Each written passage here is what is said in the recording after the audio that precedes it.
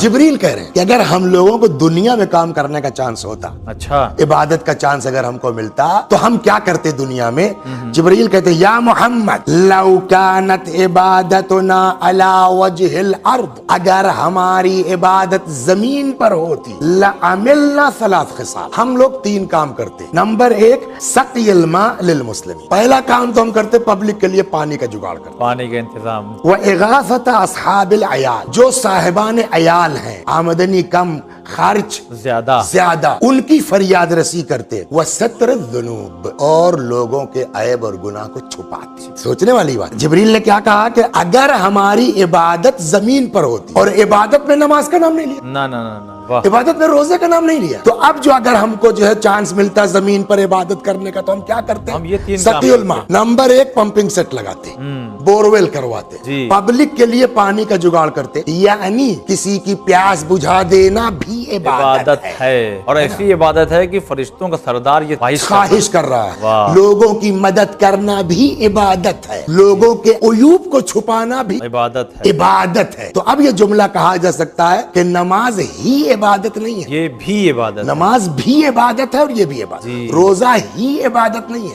रोजा भी इबादत। उसके अलावा भी इबादत के बहुत सारे तरीके हैं कि जिसमें से ये जनाबे जिब्राइल ने कहा कि हमको अगर चांस मिलता तो हम ये काम जरूर करते।